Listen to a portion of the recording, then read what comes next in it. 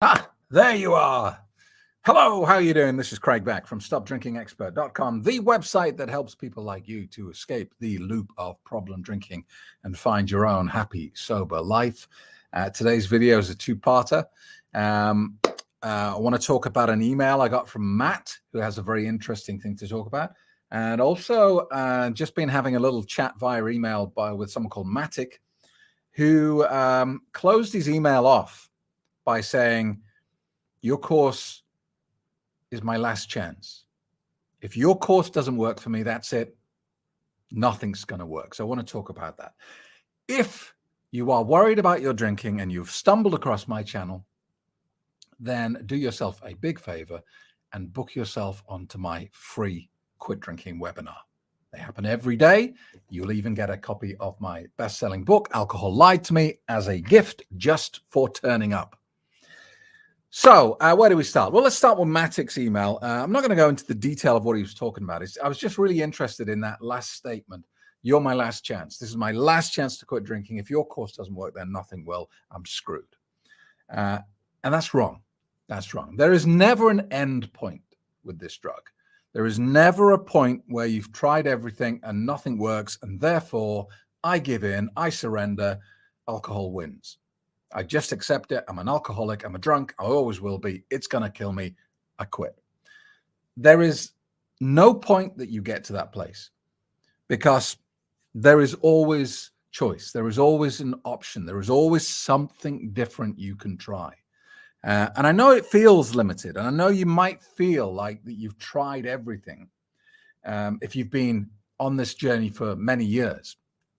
I spent 5 years desperately unhappy with my drinking, desperately trying to control my drinking, and failing over and over again, failing so many times that it seemed like there was no way out. So I understand how you feel when you're like that. And I understand how you can make the statement that this is my last chance, nothing else is going to work. I've tried everything. You know, I think part of the reason why my course works so well is nobody has ever told me a story about alcohol that I haven't either heard before or experienced myself. Nobody's ever told me about a method of quitting or controlling their drinking that I haven't at least tried myself, because I tried what felt like everything.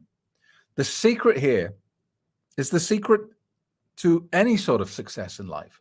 And that is an absolute stubborn, desperate determination to never quit, to absolutely refuse to stay down on the mat for the count of 10. That's how you win in everything in life. And it's no different with quitting drinking. So if you've tried AA and it didn't work for you, then you try something else. If you try my course and it doesn't work for you, you try something else. But you never, ever let this drug take you down to the mat for the count of 10. That's not what we do. That's not how it works. And it reminds me of one of my favorite quotes, that Rocky quote, that says, it's not about how hard you can hit. It's about how hard you can get hit and keep moving forward. And my kids have a picture with that quote on their walls because I gave it to them, because I think it's just, and it comes from like a cheesy Hollywood movie, but it is one of the most profound statements you will ever hear. If you want to make a success of your life, if you want to be where you want to be, then you never, ever take that punch and stay down on the mat. So Matic, listen to me. Great. Try my course. I'm sure it'll work for you, because it has for hundreds of thousands of other people. But if it doesn't, it's not the end. It's just another learning experience. You will eventually come across something where the penny drops for you and your whole mindset shifts, and alcohol stops being this thing that you subconsciously believe is a benefit, and it becomes what it really is, a nasty, evil, horrible poison that you no longer want in your life. And once that switch in your head flicks, and it really is a binary thing, it's not like shades of gray here, it just flips, and you start looking at alcohol like, well, I don't want this filth in my body anymore. I don't want this doing all this harm to my life anymore. And that's the point freedom is possible for you. It's out there, and I hope it's in my course for you, because I hope the journey stops quickly for you. But if it's not my course, it is something else. I promise you. All right. All right. Next up, an email here from Matt. says, and apologies, Matt, this was a few weeks ago now, 21st of May. It arrived when I was in San Francisco, so I'm only just getting around to it.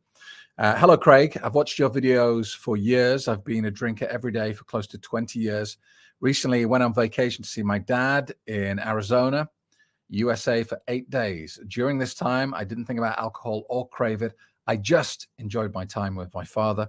When I got back home, which includes taking care of my mom with Parkinson's over 3 years and living with my brother, I got right back to my habit of drinking nightly. I know this is an emotional habit for me. Hate seeing our mom suffer, etc. Drinking for so long and not drinking for 8 days at my dad's really caught my attention. I'd love to hear your opinion. Regardless, I think I'm definitely ready for your course. Take care, Matt. All right, great email. And this kind of highlights what I always say about alcohol, and that is that alcohol is not the problem. It is a symptom of a problem.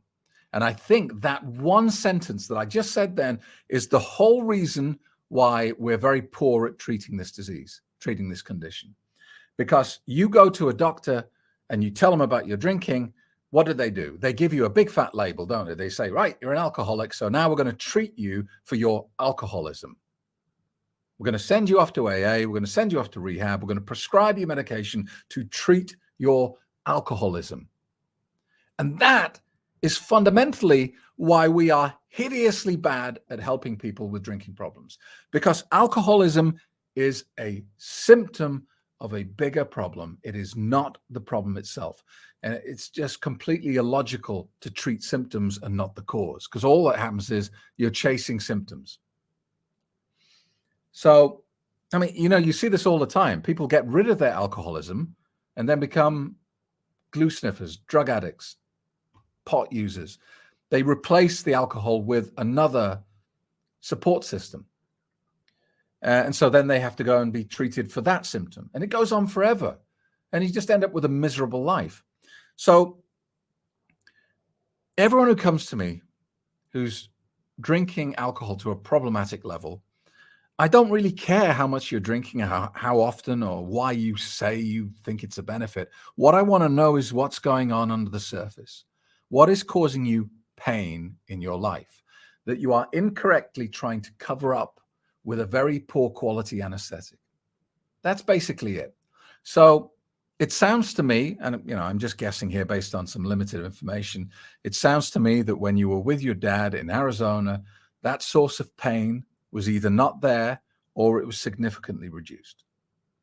So there's some pain in your day-to-day life, and maybe you've hit the nail on the head. Maybe you haven't.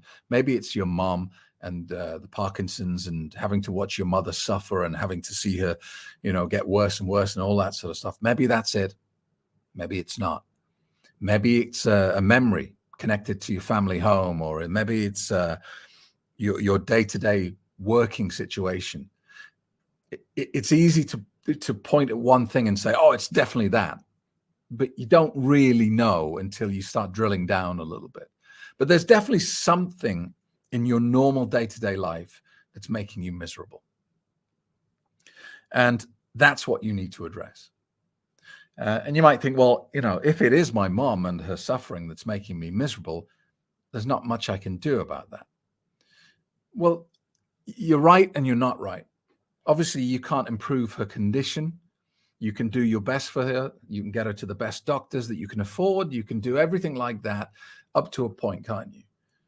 But it's all, in any tricky situation in life, in any painful situation in life, the pain is not really the event that's happening. It's how we're choosing to respond to it. It's our decisions on how to deal with that dictates how we cope and how we feel.